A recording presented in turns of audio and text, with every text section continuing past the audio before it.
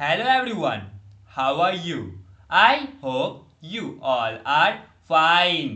आज हम लोग national institute of open schooling का सेकेंडरी कोर्स साइकोलॉजी का module 3 human development lesson 9 nature and determinants of development का बचा हुआ पार्ट आज हम लोग कवर अप करने का कोशिश करते हैं।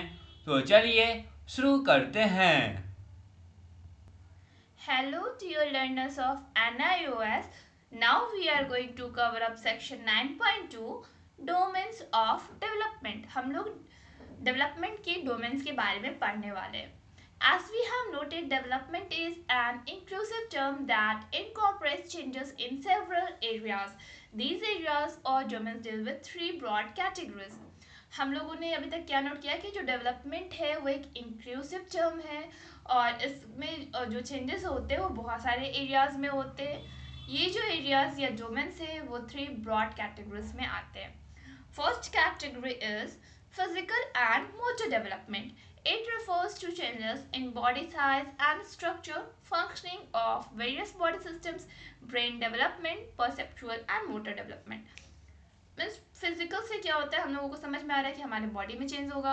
मोटर डेवलपमेंट से क्या समझ में आ रहा है कि हम लोगों के ब्रेन में चेंज होगा. तो मीन्स हम लोग देखते हैं फिजिकल एंड मोटर डेवलपमेंट को. ये रेफर करता है वैसे चेंजेस को जो हमारे बॉडी साइज में होता है, हमारे बॉडी के स्ट्रक्चर में होता है या फिर जो बॉडी सिस्टम्स का जो भी फंक्शन है उससे रिलेटेड है. फिर इसमें ब्रेन डेवलपमेंट होता है, परसेप्चुअल और मोटर डेवलपमेंट होता है. The second one is cognitive development. It refers to the development of cognitive and intellectual process including memory, attention, intelligence, academic knowledge, problem solving, imagination and creativity. It also includes development of language. जो cognitive development है ये एक ऐसा development है जिसमें cognitive या फिर intellectual processes होता है. मीन्स इसमें मेमोरी आता है, आपका अटेंशन आता है, मीन्स आप कितने अटेंशन होके किसी भी बातों को सुनते हैं, कितने ध्यानपूर्वक सुनते हैं. आपका इंटेलिजेंस आता है, आपका अकेडमिक नॉलेज आता है इसमें, और आप किस प्रकार से किसी प्रॉब्लम को सॉल्व करते हो, आपका इमेजिनेशन किस लेवल का है, आप किस प्रकार से किसी चीज़ को क्रिएटिव कर सकते हो. इसमें जितने भी डेवलपमेंट है वो किसका है, लैंग्वेज का है. Third domains is socio-emotional development. It refers to how we develop relationships with other people and how our emotions emerge and change as we grow older. It includes emotional communication and self-control, understanding of self and others, interpersonal skills, personality, and emergence of friendship and moral reasoning. ये जो socio emotional development है means ये social से related है, ये emotion से related है. ये डेवलपमेंट इसमें हम लोग देखेंगे हमारा जो रिलेशनशिप्स है वो किस प्रकार से डेवलप कर रहा है दूसरे लोगों के साथ, और हमारा जो इमोशंस है वो किस प्रकार से इमर्ज हो रहा है और किस प्रकार से हम ओल्डर ग्रो किए जा रहे हैं. इसमें हमारे इमोशनल कम्युनिकेशन होता है, सेल्फ कंट्रोल होता है, अपने आप को खुद को समझना होता है, दूसरों को समझना होता है. इसका इसमें इंटरपर्सनल स्किल्स क्या है, पर्सनालिटी कैसा है आपका, आपका जो फ्रेंडशिप है वो किस प्रकार से इमर्ज कर रहा है, और आपका मोरल रीजनिंग क्या है. This all are included in socio emotional development. तो हम लोगों ने यहाँ पे थ्री डोमेन्स के बारे में पढ़ा जो कि डोमेन्स ऑफ डेवलपमेंट है. तो इन तीनों डोमेन्स के बारे में थोड़ा अच्छे से आप समझने का प्रयास करें, बिकॉज ये एग्जाम में पूछा जा सकता है what are the domains of development. Then आप जब यहाँ पे अच्छे से पढ़ लोगे तो आप एग्जाम में इजीली लिख सकते हो. Here is the figure 9.1 which shows interrelatedness of domains of development. ये जो फिगर है वो क्या शो कर रहा है कि किस प्रकार से जो डोमेन्स ऑफ डेवलपमेंट है वो एक दूसरे से इंटररिलेटेड है. जैसे कि आप यहाँ पे देख सकते हैं physical domain, cognitive domain and जो सोशियो इमोशनल डोमेन है वो किस प्रकार से एक दूसरे से रिलेटेड है.